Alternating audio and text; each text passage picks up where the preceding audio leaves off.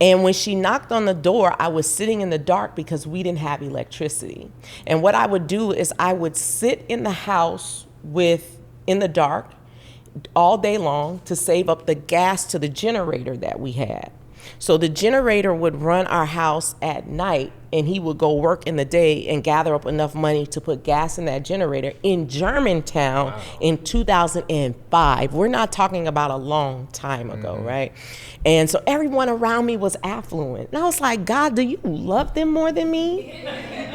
Because it was like, I heard Kanye say, I pulled up in my other Benz last week. I was in my other Benz. And I was like, he has options, they're luxurious, and I don't even have nothing.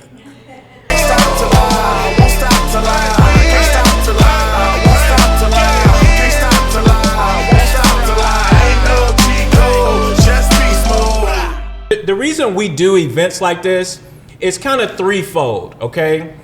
Number one, it helps us engage our customers or partner base. Number two, it adds value to you, as business professionals or entrepreneurs and business owners. And then number three, what we want to do is advance that relationship. We want to advance it, meaning take it to the next level, okay? And here's what I want you to think about when you think about MyTech, our company, and the things that we're doing. You may not be in a position where you can use any of these services right now, but here's how I want you to think about it. We work in technology, right? And I bet you everybody in here knows somebody that is working in technology. If you know somebody working in technology, raise your hand, right? If you know an IT consultant or an IT company, guess what? That's who we want to meet. We want to meet your IT guy, your IT woman, that IT consultant or firm that you have worked with or are working with, because we can work on projects together, okay? I can tell you, we today, we just closed a very large customer hospital here in town, not because I had the connection, but because one of our IT partners had the connection, okay? So I want you to think about who in your network is working in IT, and guess what? I want to meet those people, okay? So that's one of the takeaways that I want you to have from this event, all right? So without any further ado, I want to bring up our guest speaker and have a chat and talk about her story, her journey, and what's next for her, what's around the corner.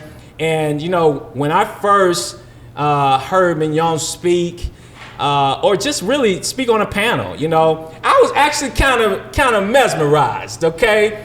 And primarily because she's very authentic. Don't you just love people who are authentic and not putting on a show or trying to be something that they're not? And some people are like that. So we have this podcast, y'all, and sometimes people come in as guests and they turn into a different person when we start recording. You know what I mean? And so I love Mignon because she is going to be super genuine, and she's going to give you the goods, right? So what I want you guys to do is I want you guys to lean in, take some notes on your phone, whatever, and don't leave here without being inspired, without having at least one practical takeaway that you can apply to your life or to your business, because her journey, her story is amazing, but it's really about making sure that you get some fruits from that you get something from it that you can, add to your amazing story. Does that make sense? Yes. All right. So without any further ado, y'all help me welcome to the front, and y'all know what to do, but help me welcome to the front, founder of the Cupcake Collection, Mignon Francois.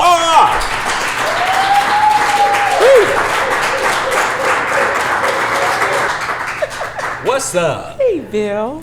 Hey, can I get somebody to do me a favor and bring me 2 waters from the back, please? You. Thank you so much. Man, I have been treated so well here today. Eddie made me some tea, and I just feel some hot tea, right? Yes, hot tea, and I'm feeling good right now. I love it. I love it. I love hot tea, and I usually do black coffee or hot tea. Thank you. And thank you, Corey. And it is helpful for the throat. Well, Mignon, what's been up? You good? I'm good. So on St. Patty's Day, y'all see to my right over here, we have some St. Patty's cupcakes. Is this something y'all do every year? You know what? Listen, I don't work there anymore, I just...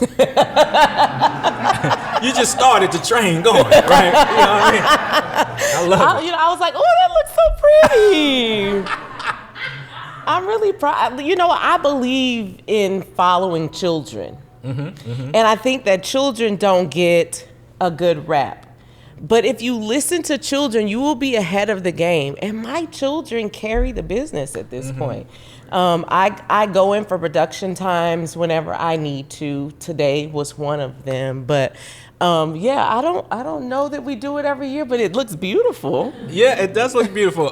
And I'm assuming we're going to try those later. You know what I'm saying? After we get some of that sauce. Well, listen. Oh my gosh, that's what I'm excited about. Right. Oh, you should be. I need the chicken. I need the, what did you say, cherry bombs? Yeah, cherry bombs, yeah. I'm excited about it. So how many children do you have? I have 7 children and I have 8 grandchildren. Wow. So how many of your, yeah, we do need to clap for that. That's a blessing. So how many of your children work in the business? I would say that all of them work at the Cupcake Collection in some capacity, whether they clock in, 40 hours a week and get paid for that is something different. So I guess that means that, is it 3 of them that work there? I think 3 of them work there. 4 of them. Okay. Well, so my children become the people who also are just connected to me, right? Because they just belong to me. We were talking about that with Nikki over there, how everyone assumes that Tanisha, belongs to me, and she does. But after 10 years, you start looking like each other. Yeah, and the hair too. Yeah. You know what I'm saying? Okay, so tell us, I want to get kind of the backstory. Here's what I want to do. I want to get the backstory in terms of how you started, why you started, how you started, to where you, and how you got to where you are today, getting all this national recognition, being on, were you on Good Morning America or Today Show and some other things. And then what's around the corner? Because I saw some things online. I don't want to bring it up, but you tell us what you want to talk about that's coming up, and then we can talk about it all. Oh, no doubt. This is a safe place, right? Oh, 100%. 100%. So tell us how and why you started the Cupcake Collection. I started the Cupcake Collection because I was hungry. I think that people never want to tell other people about your stuff. Everybody wants to be perfect. And I wanted to be transparent. I told God that if he would make me successful, I would tell anybody who would listen about what they could do if they believe. And that's what I've been spending my life doing at this point, because I literally couldn't bake, not even out of a box before this. And all these recipes belong to me. They're mine. And I have, applied science to it. We moved to Nashville for a better life for our children, and when we got here, what we came for fell through. But how many of you know that God is always in the details?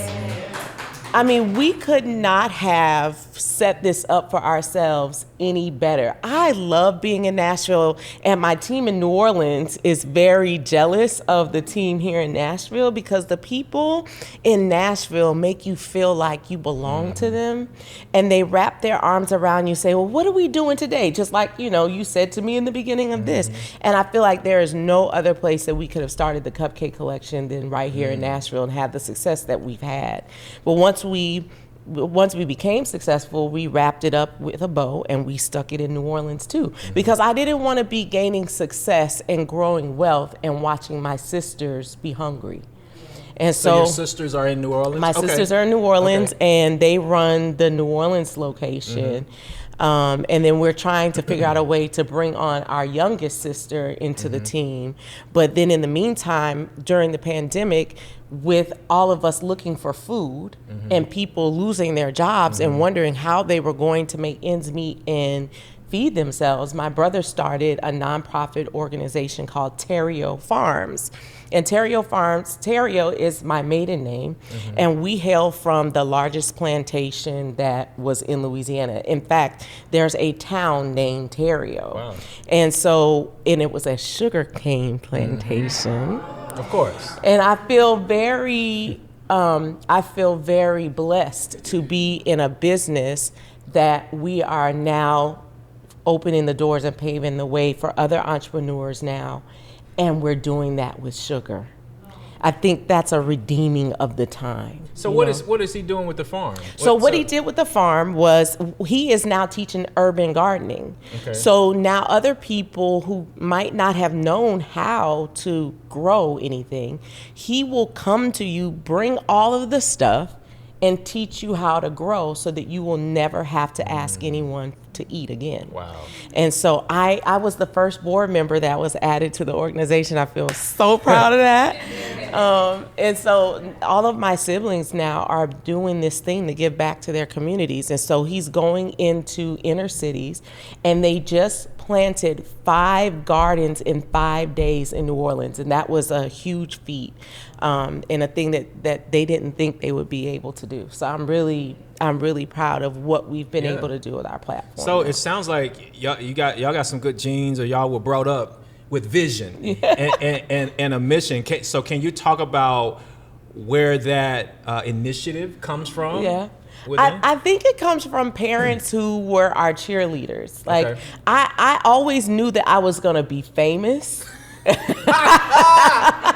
right. Like, I believed that God didn't waste this fabulous name on nobody knowing it. So I had to do my due diligence to make my name great. So your name is French, right? So all your siblings have French names No, too? I'm the only one with this name. Wow, okay. I'm also the only one with these hands. Yeah. And by that, I have these really chunky hands that I hated all of my life. Mm-hmm. And on the day that we buried my grandmother, I noticed that they were her hands. And that all my life, I hated these hands that looked like my father's hands. I'm like, I don't want these manly hands. But on the day that we buried her and her hands were folded, I realized that these were her hands. These are Paul hands. That's my grandmother's maiden name. And the thing about these hands made me realize, what if God did all of this for me?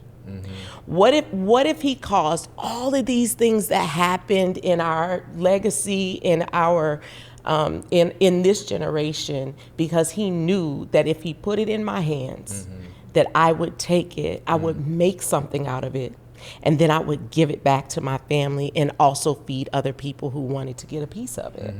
And so all of a sudden, I love these big old hands. Yeah. a lot goes through these hands. And it reminds me of this shower story. I was standing in the shower one day, and the water's flowing, and God says to me, because I talk to God a lot in the shower, and God says to me, count the drops. Have you ever tried to count drops coming out of a shower? That's streams. And God said, try to count the drops. And so I'm like, God, there's no way. He said, okay, well, catch the drops. And so I'm trying to catch these streams. And the only thing that you can hold, if you ever try to hold water, you know, somebody say, you can't hold water. Like, nobody can hold water. But I tried to clasp my hands together and squeeze them real tight and hold that water in my hands. And no matter how much I tried, I couldn't hold enough water that I could begin to cup in my hands. And God said to me, that's your blessings. There's so many, you can't even count them. I'm pouring them on you like streams, but they're not for you to keep. They're to pass through you and be affected by you and let them fall on other people. The only thing that you're supposed to keep is what lands in your hand that you can hold. So that's just a little bit when you compare it to how much is flowing. And we've just been blessed to be able to tell this story to other people. At the time when I started this, I was a stay-at-home mom. People don't know that we were preparing for a divorce even then, but the Cupcake Collection kept us together, you know, a lot longer. And even the place where the Cupcake Collection exists was my husband's man cave. And and he said, if you will be serious about it, I'll let you have it. And I think it's funny that cupcakes come out of a man cave every day of the week, and people are lining up to the man cave to get their cupcakes all the time. Oh, my. Okay. Woo! Okay, so it's so much cuter than ex-husband. it you really know, is. That's the first time I heard that. Did you come up with that? no, Oh, you did? I think I stole that from probably Tamar Braxton or something. Okay, so listen, so Mignon, so you dropping nuggets a little bit too quick for me, you like back to back to back. But I want to ask you something about this shower story right quick, because if God is blessing you like infinitely, and your blessings, most of them are going to pass through you, do you think that's a principle or a message for you, or do you think that's for everybody? That's good. I think that's probably for everybody. You know, I think that anything that we get, we're supposed to share, right? And one of the ways that I'm living that out every day is through my team. I don't allow them to call me their boss, because who can be the boss of you? And you can't get in trouble at work, you know? And so what they see, what we understand our relationship to be is I am their client. Okay. So what the wonderful thing about a client is they can take their business elsewhere. So no one ever gets fired from the Cupcake Collection. I just take my business elsewhere. Oh my. But that makes them have ownership in the business. And they also share in the profits of the business. So not only do they get a paycheck, they also share the profits. So when things go wrong, that matters to them, and they are not happy about it. So I have more people who are with me trying to make sure that the Cupcake Collection is a pillar in the community. Because at the end of the day, out north, that belongs to us, right? That so many people out north in North Nashville understand that the Cupcake Collection was theirs. They have ownership in that. So when my children would go out and they were growing up in this town, people would tell them, I know your mama, you know, yes, ma'am. And people were requiring things of my children that I didn't require of them. But they never complained about that because they understood that they were community kids. And now that's coming back for them as well. And so I do think that that's for other people too, but we all can't take the level of responsibility that's given to another person, because we each have a measure, right? We have a measure of faith that's given to us. We have a measure of maybe money that's given to us, and they all might be different, but we all have the same amount of time. Now, what you decide to do with it is up to you. And I think that that's what I'm doing. I'm spending my time saying, God, what is it that I have in my house, or what is it that I'm holding in my hands that you've already given me all the things that I need so that I can go out and tell somebody else? So is that the philosophy you have for as an entrepreneur as well? Because obviously you're growing your business, and I think I heard you say you want to be the largest Black franchise in the country, right? Or in the world. So talk to us about how that philosophy helps you grow your business. Because I think when most of us think about scaling or growing our business, we think about, I need to get more customers, I need to make more relationships, I need to raise money, I need to do this and that. But you're saying, hey, I need to let these blessings flow through me. So talk to us about that. Yeah, I believe that I have to give more. I believe I have to serve more. I believe that it's in the giving that I also can receive, because nobody who keeps their hand like this can get anything. But when you keep your hand open, yes, things are going to fall out, but it also leaves room for you to receive from God. And that's been what our experience is. What it means to me to grow this business to be the largest Black-founded franchise in the country is that there are no Black CEOs sitting at the helm of any food business in this country. Any major food brand. I am so proud of the boys over at Slim and Husky's, because I'm not sure if they're gonna beat me or not, you know. But you know, I feel like that's who my competition is right now. From in the same that town. way. That's cool. I'm so proud of how, I think, what are they at, 10 or 11 locations now? 10, We as a community don't scale. And if you look at our history and we see how many successful companies have made process and then planted that somewhere else, we might grow to 3, maybe 5 locations, but we don't cross state lines really. And the few that cross state lines may only cross neighboring state lines. I did a lot of research during the pandemic, or right before the pandemic happened, as we knew these things were coming, on how we were going to be successful in this. Because this is the key that I want people to know.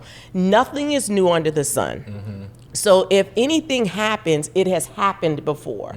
And that was the thing that I said to my team, because we had just come back. We were on a high. We had just come back from Georgia. We were talking to the AKAs. We rode in. It was my mother's 70, I think, second or third birthday. And we came home to a tornado. We see you tomorrow. And we came home to a devastating tornado. And then when we got finished with the tornado, we walked into COVID. And what we learned in the process is that don't be dismayed or don't be fearful, because if this is happening, it must have happened before. So then we start seeing these pictures of other young people at Howard with masks on in the 20s. Wow. Because of this Spanish flu. But if we weren't reading, they say if you want to hide anything from the Black community, put it in a book, right? And so if you weren't reading, you didn't know already that this had happened before, so that you could look to the past to inform the future, and that we could expect this to be about 2 years. That's about how long it took for them to come out of it. How long, where are we now? 2 years. 2 years. And so what I said to my team is that we just have to do what they did in the past if we want to be successful in the future. So what I did was, in the middle of a recession, opened a business with no money, no credit, no experience, no knowledge, in the middle of a recession. And now here we are, 14 years later. I think we're one of the last cupcake places standing in this area, because we look to the past to inform the future. We just did what we knew how to do, and we only did that well. And we were always making it a point to do unto others that they would have them done unto them. So, you know, sometimes people call us and they say, like I told you, this is a community bakery. This belongs to North Nashville. They will call in and say, this went wrong and I didn't like it. And it's, okay, I'm so sorry. What do you want me to do about it? I just wanted you to listen. Well, I'm listening. Yeah. You know, and I'm going to do something about it. Sometimes they just wanted you to know. Sometimes they just wanted you to hear. Sometimes they wanted you to give credence to their voice. And that's been the thing that has been saving, you know, grace for us. But in the meantime, I studied the Great Depression. So I said, what happened in the Great Depression? This is what you did during COVID. Yeah, this is what I did just before COVID. Okay. I studied the Great Depression because I opened in a recession. So while I'm being successful in a recession, I did what the greats did. Those people who, Hilton's name became great because of how he went through the Great Depression.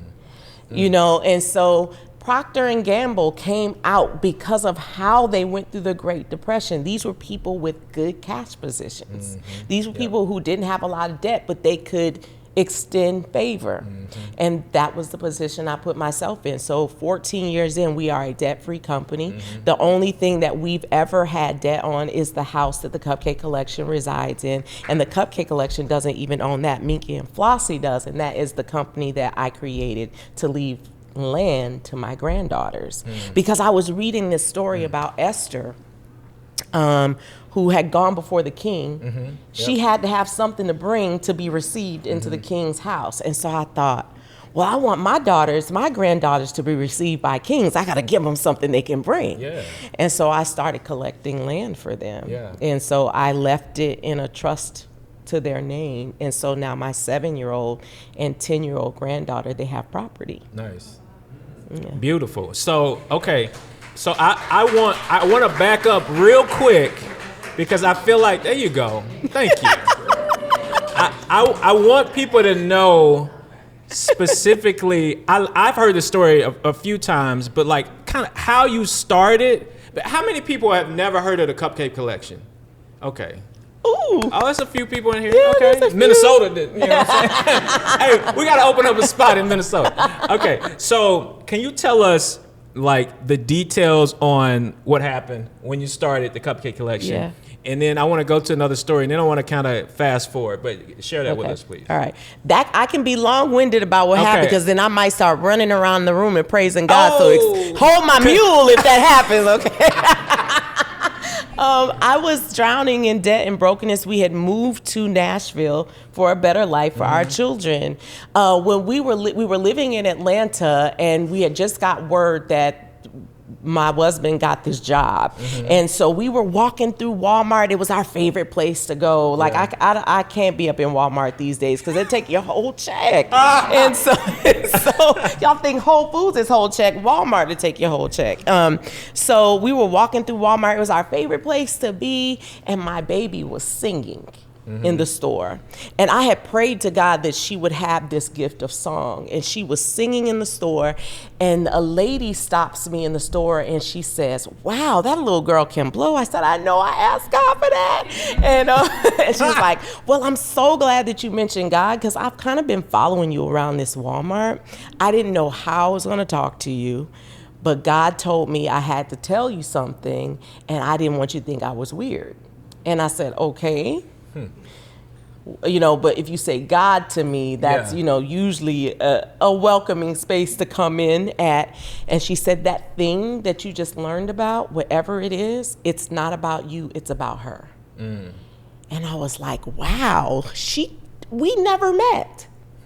She couldn't know that I was in this store celebrating this position. Like, we were gonna buy our children a house and they were gonna have rooms and the lights were gonna turn on when they hit the switch and the water was gonna come out when they turned on the faucet. Like, that's the kind of stuff that was gonna happen for our children. And I told you earlier that when we got here, what we came here for fell through. But the lady told me it was about her. So I just thought we were coming to Nashville. She was going to sing. She learned to play. She got accepted to W.O. Smith. Are you familiar with W.O. Smith? I love W.O. Smith. They provide, so W.O. Smith was a member of the Nashville Symphony, and he didn't have any children, and his mother couldn't afford for him to have lessons. So he left his wealth to the education of other children whose parents couldn't afford lessons. And so they named the whole entire school after him. And so my child got lessons at W.O. Smith for 50 cents a lesson. Wow. It was the first time we could afford lessons for her. And so we got in, she was on a waiting list. She got in 1 month. She had gotten a piano teacher and she won best of show at the recital, had never touched a piano before. And then she got into the middle school for performing arts. And so then she started picking up, she started playing the cello. And then she started playing the violin because her strings broke and I couldn't afford more strings. So they had a violin there that she could use. And so she started playing that. And then she started playing the guitar and she had all these things that she could do. One night when it was her father's birthday, he was out in New Orleans and he was traveling home. No one had celebrated him. They were very close and she felt bad about that and decided that she wanted to make her dad a cake. But it was really late at night and I was like, "No, it's time to go to bed." "Please, Mommy, I promise to do it really fast." Now, this is the thing that I would say about the Cupcake Collection children. We had cake every day. We were just talking about that during our worship time. So we have worship time as a team every morning before we open the store. So I would say that that's a big secret to our success. We invite God before we do anything. And sometimes when people come in, they say, "I don't know why it feels so good." Well, we do because we prayed for you before you came in. And it's like those little things that are big, right? And so she just wanted to celebrate her dad. And so we were talking about this morning, what box do you put your cake in? Like, for us, cake is every day. It doesn't have to be a celebration. It doesn't have to be your birthday. Cake means I see you. I'm celebrating you. Like, if you had a bad day and you need to sit down, you need a pat on the back. That's what cake is to my family. And so she wanted to make him a cake. So I had to let her do it. She made the cake. She made all kinds of mistakes. It was the ugliest cake I ever saw. And she was so upset about it. And I said, "Look, your daddy is going to love this cake." And she's like, "But I need icing now." I'm like, "Girl, you didn't say nothing about icing when you asked me, could we do this?" I was always good at icing because I have a huge sweet tooth. My mother would buy me the cans of icing and everybody knew not to touch the can because I ate out of it with a spoon. So icing and peanut butter, that was my thing. And so I was always good at making icing because when we didn't have a can of icing in the house, I had to make my own icing. Yeah. And so she takes the recipe, messes it all up, and runs it all over the cake. And she is very upset about what it looks like, the presentation and all of this stuff. And I said, look, your dad is gonna like it, and now go to bed. And so when he comes home, we sit down to eat the cake together. Your daughter made this for you, and so you gotta eat it, at least touch it, because I know it might taste horrible, but just eat it. It was the best cake we had ever tasted. Wow. She was 10 years old at the time. We knew that she was gonna wanna go to school and be a chef. And it is the base of our wedding cake cupcake today. Wow. Like, that's the inspiration behind it. So we were like, can you redo that again? She was like, yes, I think I know everything I did wrong. And everything she did wrong was right. Yep. And so that was the essence of what that lady told me in that Walmart store. I didn't know that it was gonna be mistakes that girl was gonna make in the kitchen.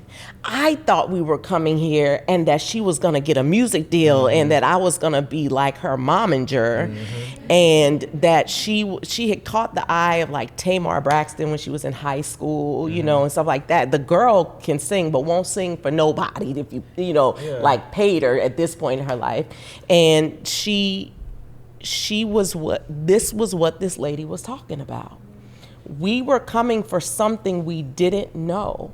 When we got the Cupcake Collection house, we bought it for a family house. This neighborhood called Germantown reminded us of home. The streets are brick, you know, the little bungalows, the people work in their house and come outside and go walk to the restaurant in the neighborhood. I mean, that was home for me. And so when we got that house, we picked Germantown because it reminded us of New Orleans. And my husband had invited me to lunch to eat at the Mad Platter in this little neighborhood he was working in. And so he brought me to this little ugly house they had for sale. And I said, this lunch better be better than this ugly little house. And so we went and we ate, and the lunch was good. I said, okay, take me back to the house. And we fell through the floorboards. And it was like, this is wonderful. Wow. They were offering it for sale by owner. $140,000 condemned. How much is that house worth now? It just appraised for over $1 million. Wow. And it belongs to my granddaughters. People call us all the time and say, are you willing to sell? My son says, start saying yes, $100 million. We will sell their house for them. But we went back, and the house had for sale by owner, and they were offering owner financing. And I thought that meant that you say, okay, I'll take the owner financing, but that's not the way it works. And so I wrote a deal that said, I want you to let me not pay anything for a year, because I'm gonna need all of the money to work on this house. And I don't wanna put any money down, and I would just like to take over immediately. The man asked us, were we crazy? I just finished moving a couple weeks ago, and I found that deal that I wrote. And I had taken some dirt out of the ground and put it in a little Ziploc, and I took it home with me, and I prayed for that land every day. And we had gone by a couple weeks later, and the house was still up there. I'm like, Lord, I might be holding somebody back for that. Let me go get their dirt and put it back. When they called us and asked us, did we want to talk about the house? I said, me in the house that everybody's going to want? He said, do you understand that, you know, we offered them like $60,000 or $80,000 for a house. And he said, there are going to be restaurants at this location. People are knocking down the door to put a restaurant here. I said, nobody don't want to put no restaurant right here. This is going to be our house. Little did I know that was prophetic. Yeah. It was going to be a restaurant. It was going to be my restaurant. And I just, you know, all the things that I told you before that God was setting up for me. I just had to be obedient and willing to share them. So now, you know, I'm so excited about telling other people. It doesn't matter what it looks like. It doesn't matter what you're going through. It doesn't matter what you don't have. As a matter of fact, the very thing that sort of sparked the Cupcake Collection becoming a business was my neighbor knocking on the door. she wanted to give everybody what I was making in that house for Christmas. And when she knocked on the door, I was sitting in the dark because we didn't have electricity. And what I would do is I would sit in the house in the dark all day long to save up the gas to the generator that we had. So the generator would run our house at night, and he would go work in the day and gather up enough money to put gas in that generator in Germantown in 2005. We're not talking about a long time ago, right? And so everyone around me was affluent. And I was like, God, do you love them more than me? You know, because it was like, I heard Kanye say, I pulled up in my other Benz last week. I was in my other Benz. And I was like, he has options, they're luxurious, and I don't even have nothing. That's real. God was like, are you willing to do what he does to get what he has? Because do you ever hear anybody successful ever say that what they did was easy or that they wouldn't do it again? Right. Like they would never trade anything. They would do it again. We were recently watching. He has a documentary called Genius. And Tanisha called me one night. You gotta watch Genius because you know she knows I love Kanye, even though the world thinks he's crazy. I think he has some crazy faith. And he was talking back then about his his speech for when he's gonna get his award. Nobody wanted to hear nothing Kanye had to say, but he was talking about the speech he was gonna write, right? And so, you know, I was like, God, okay, I understand then that work is required of me. What do you want me to do? I had to work for it. I had to get out of the debt that I was in. And so I was sitting in the back of my house in the dark, living by a generator when I was doing this Dave Ramsey baby step plan. I was putting whatever money my husband would bring home to me, and I would try to, because as a stay-at-home mom, you're the household manager. So however your house looks, that's on you, right? That's carried on my shoulders. In my eyes, that's the way it was. And so I was putting the money in the envelopes, and there was not enough to do anything. And I realized I hadn't filled any responsibility, and yet I only had $5 left, and I hadn't fed my family. Now, you asked me how many children I had in the beginning, and at that time I had 6. And so I'm like, God, okay, I'm not gonna complain about this. And that's the other thing I feel like happened for me. Whenever I wasn't complaining, that's when things changed. You know, when I chose to accept the situation and move through it and say, I'm not gonna be like this, it's not gonna stay like this, this is what God sent, he is not surprised by it, so I'm gonna go through it, that's when things changed.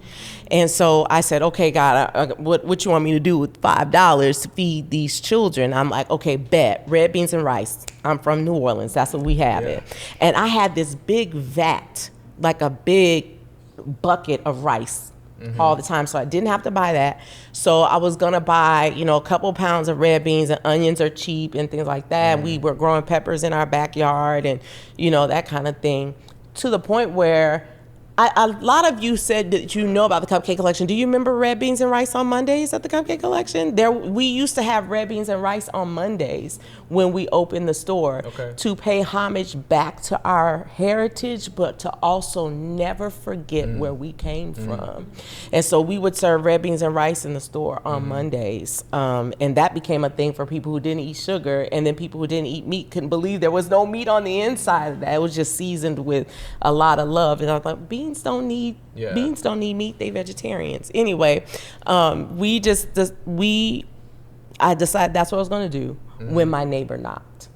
And she asked me what I was doing in the dark, and I said, because I'm meditating, duh.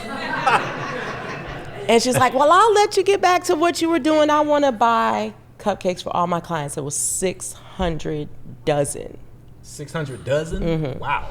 Like she wanted to give a dozen to 600 people. And she said, I know that you're not going to be able to do it all, you know, at one time. So as I pay you, you know, as you make them, I'll pay you and stuff like that. And so I said, okay, bet. But you know how sometimes people don't always pay you like they say they're going to pay you? They don't. But she did. I took that $5, I went to the store, I turned that 5 into 60 that day because she paid me. I had to gamble because if she didn't, we were going to be hungry. So you had that $5 left. That's the $5 you had left. That's the $5 I had left. And I went to the store and I turned it into 60 that day. I turned that 60 into 600 by the end of the week. And I've been flipping that same money for 14 years. And I did it with no loans. I did it with no debt. I did it with no experience. I did it with no knowledge. I just did it with what I had in my house. I recently told the story of this widow who had lost her husband. And she goes to the prophet and says, what am I supposed to do? My husband has died and I don't have any money, and they're going to take my children and enslave them. And he said, well, what do you have in your house? Which made me think, okay, even when you go to somebody so closely connected to God himself, he's not going to give you the answer. You have to get the answer for yourself. So you might ask, but then the question comes back to you, well, what do you have? What can you bring? The prophet asked her, what do you have in your house? And she said, all I have is a little bit of oil. And he said, well, take that oil, put it in some jars. He said, go gather some jars, put the oil in there, and then come back and let me know when you got done. So she goes in her house and she closes the door. That lets me know you got to stop telling people what you're going to do. You have to be quiet about it because everybody's not happy. You have to, like everybody doesn't want you to win. And sometimes we talk the life out of what we're doing. And so she goes in the house and closes the door. Her sons go out and they go collect jars. And I just think about my sons. My sons used to be walking through Germantown talking about, my mom makes the best cupcakes in this town. My mom makes the best cupcakes in Nashville. My mom makes the best cupcakes in Tennessee. I didn't know that was prophetic. They would go out. My 15-year-old went to Michael King, who owns Monell's, and said, can I talk to your customers when they're waiting to sit at your restaurant? He was impressed by his umption, right? And he said, yeah, you can talk to them. And so those people would listen to my child. And he would say, look, my mom's not going to let us go home until we sell all the cupcakes. So can you come down here and try them? And so our first connection to 92Q came because of my son going out and saying that. One of the salesmen was eating lunch with his friend, said, I got to go see what this kid is talking about. Because if he said, my mom's not going to let us go home, he must be really hungry, And so they came down there and he connected us to Kenny. And now when you turn on the radio, we always celebrate birthdays because you should have cake. They say every day on the Kenny Smooth Show. So I want to advance this story because you flipped that $5 into 60 and the 600, and you've been flipping ever since. So where are we now? I mean, you've been on a Today Show, you've been on these national publications, and your story's been told. And a lot of people are inspired by your story. What is new? What's coming around the corner for you guys? I just, I don't know if, I think they've said this already. Yeah, we've announced this already. So I signed a book deal with R.H. Boyd. Nice. I'm really, really proud of that. We were being courted by every major publishing house. And it was a strategic decision to go with a company who started in the midst of it being illegal for him to even read. Wow. And tell us who R.H. Boyd is, for those of us who don't know, because everybody probably doesn't know. Yeah. So R.H. Boyd is a publishing company that publishes all of like the Christian materials, your hymnals in church, your Sunday school workbooks and things like that. So it's 5 generations of Boyds that have been running it. And now LaDonna Boyd, who is the great-granddaughter, I believe, or it's either second or third grade, is now Dr. Boyd is at the helm of the production.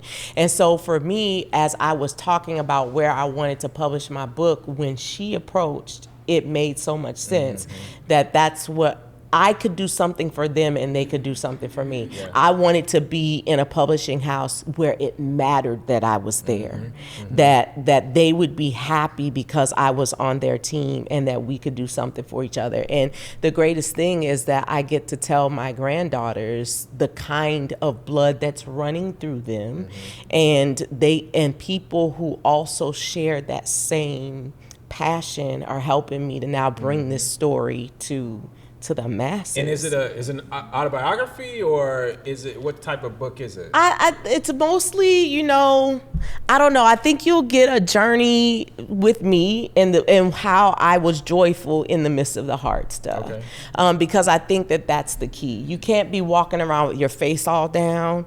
That gets you nowhere. And I think it's just a story of all the things listen, I'm everything you're not supposed to be successful. I was a teenage mother. I was always very intelligent. I graduated high in my class. I was number one in a class of 404 in high school, but then I got pregnant.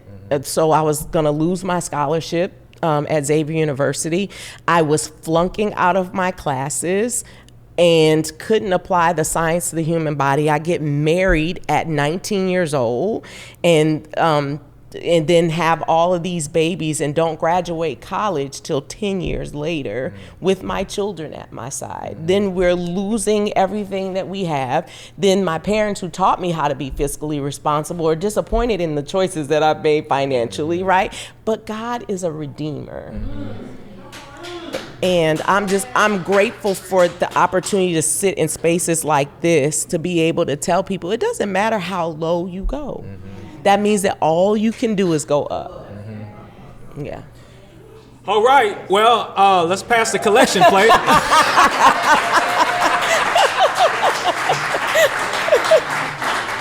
All right. So I know I want to wrap it up with one more question, but because we got to eat these cupcakes and we got some sauce to try and all that good stuff. Yeah. So your goal is to be the #1 franchise, Black franchise in the country, right? Black founded franchise. Because we own other people's franchises. Right. We're franchisees of other. So how are you gonna do that? You know what? I'm going to always surround myself with people who are smarter than I am. And so I don't think it's my job to do the work. I'm a visionary, and it is a visionary's job to cast the vision. It's someone else's job to go. And so I have a wonderful team of young people behind me. I was recently informed that my children's plan is to retire me by my birthday this year. Wow. And so I'm hoping that they get their wish. Yes. What's your role right now? Are you the CEO? I am the CEO of the Cupcake Collection. And so every year at about October, November, we decide what our word is going to be for the next year. So we always talk about what's inspiring us and what word we want to have. And God dropped into my heart that, 1 year it was start, 1 year it was focus, 1 year it was joy, and joy kind of stuck with me. But this year it was quickly. And I thought that meant that some of the things I had been working on were going to manifest quickly, but I realized now that it meant that I was going to have to quickly obey God, that I was going to have to quickly trust Him, that He had it anyway. And so my son comes home from living on the other side of the country. He just got married. They're newlyweds. They have this little baby. They just traveled back to Nashville. He gets recruited by another company, and he walks in one day. He's like, "Mom, I can't even do it. And if you'll have me," it's all he ever wanted to do. And that same kid who was out there telling people, "My mom makes the best cake in the world," wanted to go to college to get his degree in law so that one day he could come back and protect the Cupcake Collection, walked through my door about 2 weeks ago. Wow. And said to me, "Tell me what you want me to do." And all of a sudden, you had buy-in from his siblings and from the team members. The girl sitting over here in the front, who looks like one of my children, grew up behind the countertop next to him. Like, they would be like, making strategies because they couldn't leave until we sold out all the cupcakes, right? And he was saying to me this morning, he said, I'm grateful to be working alongside Tanisha again. It's like we were marketing this thing before it had a name. Yeah. And it just is a testament to speak what you seek until you see what you said. And that's what the whole Cupcake Collection story has been. This child, that man told me that a restaurant was going to be there, and he was right. That child said that his mother made the best cake in the world, and he's been right. We've been voted the best cake in Tennessee. We've been voted the best cake in Louisiana, and we are the only bakery in the country to hold that position in more than one state. All from a girl who couldn't bake, not even out of a box. But God, and that's it. Y'all give it up. Mignon Francois. So listen, how can we, I put a limit on the clapping. How can we support you? I know we can patronize the location, buy some cupcakes and all that good stuff. How else can we support the Cupcake Collection? I think that one way that's easy to support a small business, and that's any small business, I see a lot of people's faces in here that I know, is just the compliment of a review. Because when people come into a place that they've never been before, what's the first thing you're going to do when you go to a new city? You're going to read the reviews. And so if some place has 5 stars and they only have 6 reviews, you're not really thinking about that. But people who have a bad experience will hop on an account and make a new account just to review you, right? But they won't take that time when they've had a really great experience. And so we want to say that we're not perfect, but when we've done something well, we would love the compliment of a review so that others can know that there's an experience here, that somebody is doing something with love every day with them in mind. And that's what we're doing at the Cupcake Collection. So one of the ways that you can support us is to just go out and tell somebody else about, your experience with the Cupcake Collection. And that will bring other people. So even if you don't spend a dime, somebody else will because of what you said. Yeah, 100%. All right. Thank you so much. Thank you again, Mignon, for coming through, telling your story, chatting it up with me.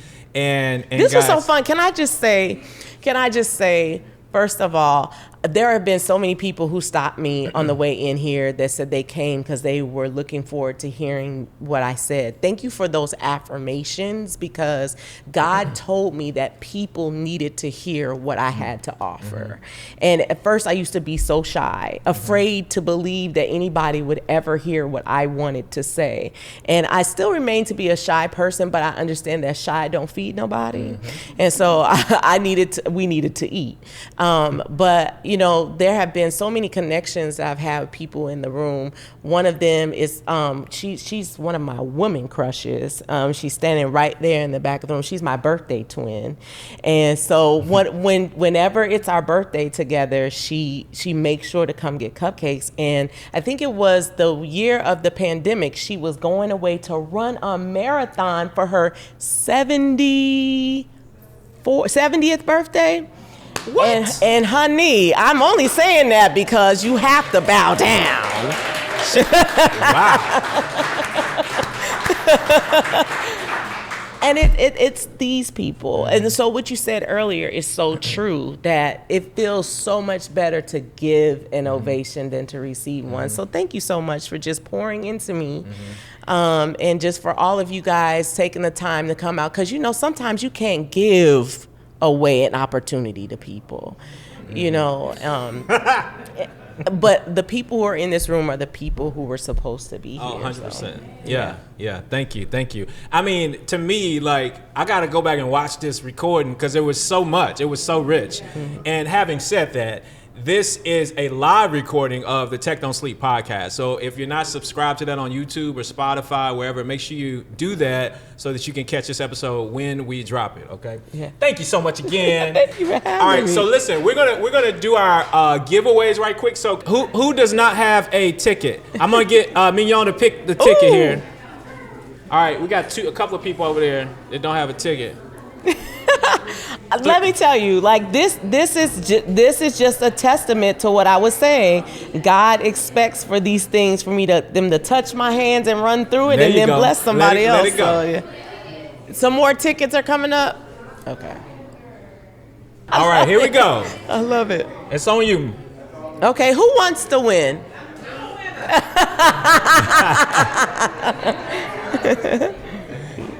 Let's see. All right, so the number is 098063. Is that you, Chris? He cool about it, ain't he? He didn't have his ticket out or anything. 063? Come on up, man. Y'all give it up for Chris. He's like, yeah, that's me. You memorize the number. Oh, you memorized the ticket. Okay. Yeah, that's what you gotta do. I love it. Hey, Chris Berry in the building. This is my homeboy from church. We go to church together. You know what I'm saying? So I should have told you that. What do you win, Chris? What are you winning? Do we know what you're winning? Okay. What you got? The pick stuff? Oh, NEC. Okay, go back to the NEC table. Okay, we're gonna pick two more. If that's the case. Okay, who wants to win? I know that's right. Nobody in here wants to win. Nobody in here really wants to win. But he won. Who wants to win? I think you might want to win. Okay, I'm gonna ask one more time. Ask one more time. Who wants to win?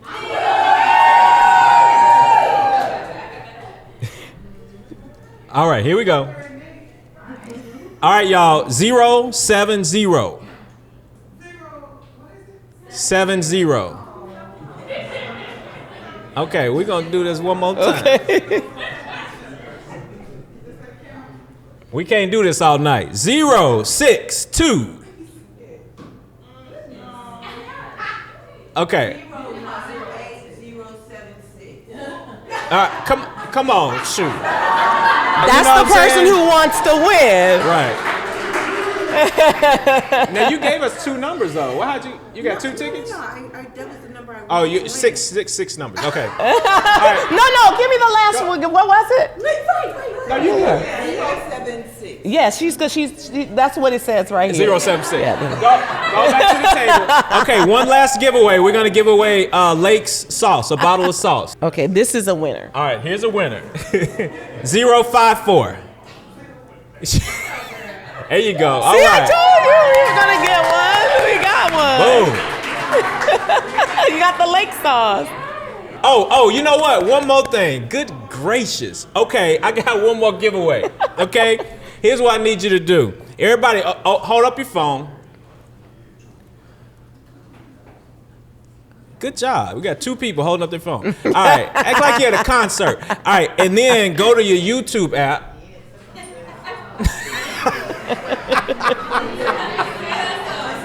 Go to your YouTube app, and in the search, put Tech Don't Sleep podcast. Okay? Tech Don't Sleep podcast. Right? And then make sure you subscribe to that channel. Now, as you subscribe, I'm gonna see who's subscribing here. I'll get a notification, and I will choose a winner, okay, to get a couple of t-shirts. These t-shirts right here. Discipline pays dividends, okay? Oh, that's good. Say it again. Or Tech Don't Sleep t-shirt, your choice, okay?